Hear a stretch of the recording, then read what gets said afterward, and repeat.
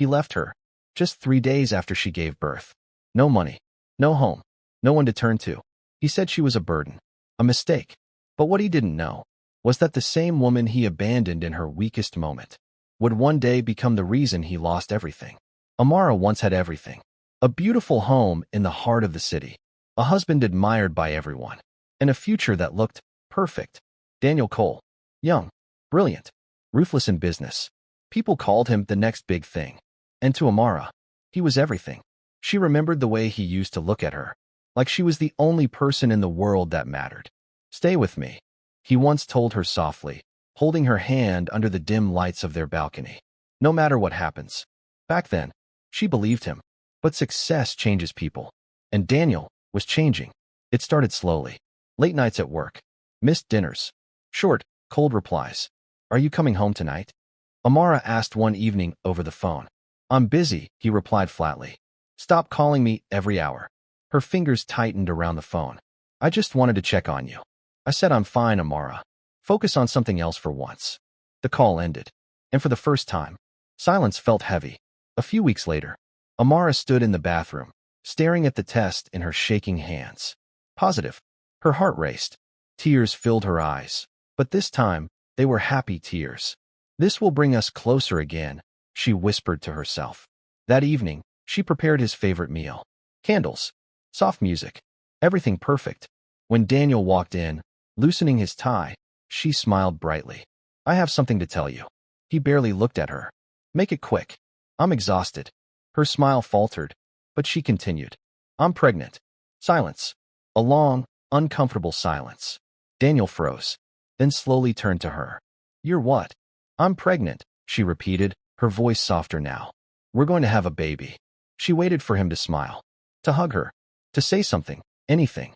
But instead, his expression darkened. "A baby?" he said, almost in disbelief. "Now." Amara blinked. "What do you mean now?" He ran a hand through his hair, frustrated. "I'm in the middle of scaling my company, Amara. This is the worst possible time." Her chest tightened. "Worst time?" "Daniel, this is our child." He sighed heavily, walking past her. "You should have told me you were planning this." Her eyes widened. "Planning?" "Daniel, it just happened." "Well, it shouldn't have," he snapped. The room went silent. That was the moment. Something inside her broke. From that day on, everything changed. Daniel became colder, distant, irritated by her presence. The man who once held her like she mattered, now treated her like a problem. "You're always tired. You're too emotional. You're becoming a distraction." Each word cut deeper than the last. Amara tried to hold on, tried to fix things, tried to be enough. But nothing worked. 9 months later, Amara lay in a hospital bed, sweating, trembling, alone. "Where is my husband?" the nurse asked gently. Amara forced a weak smile. "He's on his way." But deep down, she knew that wasn't true. Hours passed. Pain intensified. And still, Daniel didn't come. Finally, a cry filled the room. A tiny, fragile life, brought into the world. "It's a boy," the doctor said softly. Tears streamed down Amara's face as she held her child for the first time. "You're not alone," she whispered to him. "I'm here." But the empty chair beside her said everything else. Before we continue, if you're enjoying this story, hit the like button and subscribe. 3 days later, the hospital door opened. Amara's heart jumped. "Daniel." He walked in. Sharp suit, cold expression, no flowers, no smile, just a file in his hand. Something felt wrong. "I've been looking for you," she said weakly. "You didn't answer my calls." "I was busy," he replied shortly. Then he placed the file on the table. "I need you to sign this." Her hands trembled as she opened it. Divorce papers. Her breath caught. "What is this?" "I've already signed," Daniel said calmly. "This marriage isn't working." Amara looked up at him, her eyes filled with disbelief. "You're leaving now? After everything?" "I'll provide financially," he added. "But I don't want this life anymore." Tears streamed uncontrollably down her face. "Daniel, please, look at your son." He didn't. Not even once. Instead, he turned his back and walked out. The door closed. And just like that, her world ended. Amara sat there, shaking, her baby crying softly in her arms. No husband, no home, no future, only pain, and a silent promise forming deep inside her heart. One day, she would rise. not for revenge, but because she had no other choice. But what Amara didn't know yet was that the journey ahead would transform her into someone Daniel would never be able to face again. The hospital room felt colder after he left. Too quiet, too empty. Amara sat still for a long time, staring at the door, as if he might come back, as if everything that just happened wasn't real. But he didn't. He never did. Her baby cried softly in her arms, pulling her back to reality. She looked down at him, small, fragile, innocent, and something inside her shifted. "I won't let you suffer because of him," she whispered, even though she had no idea how she would keep that promise. 2 days later, Amara stood outside the house she once called home, a small bag in one hand, her baby in the other. The gates were locked. She knocked. No answer. Again. Still nothing. Then the security guard approached, avoiding her eyes. "Madam, I was told not to let you in." Her heart dropped. "What?" "Sir gave strict orders," he said quietly. "You're no longer allowed here." Amara felt her knees weaken. "This is my home." The guard said nothing, because they both knew it wasn't anymore. With nowhere else to go, she called the only people she thought might help. Her family. "Please, I just need somewhere to stay for a while," she begged over the phone. There was a long pause. Then her mother's voice came, cold, distant. "You made your choice when you married that man." Tears filled Amara's eyes. "Mom, I have a baby, and now you must live with your decisions." The line went dead. Amara slowly lowered the phone. That was the moment she realized. She was completely alone. The first night, she slept in a cheap, cramped room she could barely afford. The walls were cracked. The bed was small. The air felt heavy. Her baby cried through the night. Hungry, restless. Amara rocked him gently, whispering through her tears, "I'm sorry. I'm so sorry." There were days she didn't eat, just so she could buy milk. Days she walked under the hot sun, carrying her child, looking for work. But every door closed. "You don't have experience. We're not hiring. Come back later." Later never came. One evening, after another rejection, Amara sat on the floor of her tiny room, her baby asleep beside her, her body exhausted, her spirit almost broken. She stared at the wall in silence. Then slowly, she wiped her tears. "This can't be my life," she whispered. Her voice trembled, but there was something new in it. Strength. "I didn't survive all that just to stay like this." She looked at her child, and in that moment, something changed. "I will rise," she said firmly, "no matter how long it takes." Amara made a decision that would change everything. She went back to school. It wasn't easy. She worked small jobs during the day, cleaning, assisting, anything she could find. At night, she studied business, finance, strategy, sometimes with her baby sleeping on her lap, sometimes with tears blurring her vision. But she didn't stop. There were moments she almost gave up.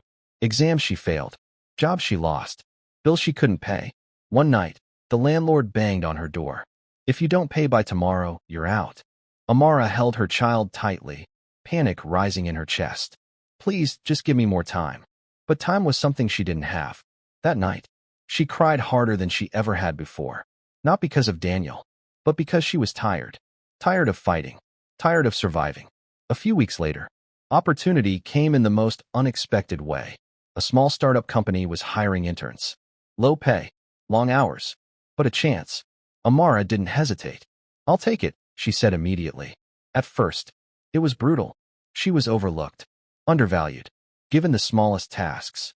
But she paid attention, watched everything, learned faster than anyone expected. One day, during a team meeting, the company faced a serious problem. Declining sales, poor strategy, confusion everywhere. No one had a solution. Silence filled the room. Then, Amara spoke, softly at first. "I have an idea." Everyone turned to her. Some surprised, some doubtful. She explained her strategy, clear, simple, bold. The room went quiet again. But this time, it was different. The CEO leaned forward. "Run that again." A week later, her idea worked. Not just worked. It saved the company from a major loss. Suddenly, people noticed her. The same people who once ignored her now listened, respected her, promoted her. Step by step, Amara began to rise. If you are enjoying this story, like this video, subscribe, and comment what country you're watching from. Years passed. Hard work turned into results. Results turned into influence. Influence turned into power. Amara was no longer surviving. She was building, becoming something unstoppable.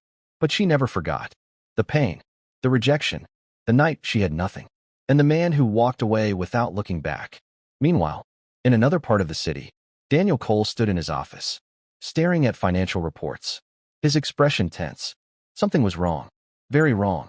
His company was starting to collapse. And the worst part? He had no idea that the woman he once abandoned was about to become the answer to his downfall. Daniel Cole stared at the numbers again, and again, and again, but no matter how many times he checked, they didn't change. Losses, debt, investors pulling out. What is happening? He muttered under his breath. This wasn't supposed to happen. He was supposed to win. He always did. But lately, everything was falling apart. Bad decisions, rushed expansions, trusting the wrong people. His once powerful company was bleeding. Sir, we can't sustain this, his financial advisor said carefully. If we don't secure a major investor soon, we're done. Daniel clenched his jaw. I built this company from nothing. I'm not losing it. But deep down, he knew the truth. He was running out of time. A few days later, an offer came in. A large investment firm. Powerful, quiet, strategic. They wanted to acquire his company. At first, Daniel rejected it. No, I'm not selling. But then the bank called again. More pressure, more threats, more reality. And finally, he had no choice. Set up the meeting, he said coldly. The day of the meeting arrived. Daniel adjusted his suit as he stood outside the conference room. This was it. The deal that would either save him or end everything. He pushed the door open. Executives sat around the long table. Serious faces. Expensive suits. Powerful people. He walked in confidently, trying to hide the storm inside him. Let's begin, he said. Then, the doors behind him opened again. Footsteps. Calm. Steady. Unshaken. Daniel turned. And in that moment, his entire world stopped. Amara. She walked in like she owned the room. Elegant. Composed. Powerful. Not the broken woman he left behind. Not the girl who begged him to stay. This was someone else. Someone untouchable. She didn't even look surprised. Just calm. Controlled. And completely in charge. Daniel blinked, trying to process what he was seeing. Amara. His voice barely came out. She took her seat at the head of the table. The head. His chest tightened. One of the executives spoke. Mr. Cole, allow me to introduce our CEO. A pause. Ms. Amara Cole. The room went silent. Daniel let out a small, disbelieving laugh. This is a joke, right? No one laughed. Amara finally looked at him, straight into his eyes. The same eyes that once cried for him. Now, there was nothing there. No pain.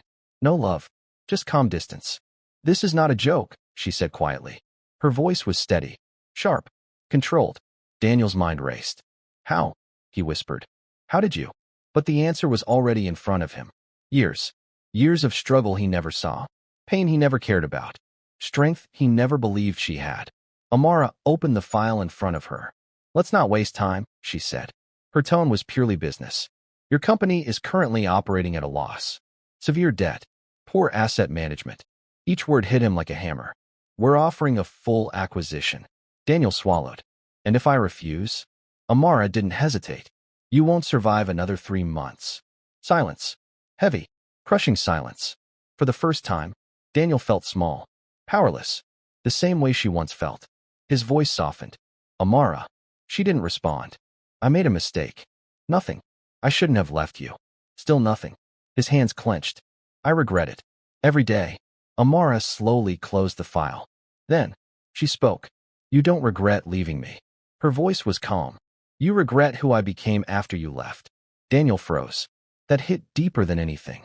Then she stood up. And for the first time, there was emotion in her eyes. Not love. Not anger. Just truth. You walked away from your son, without even looking at him.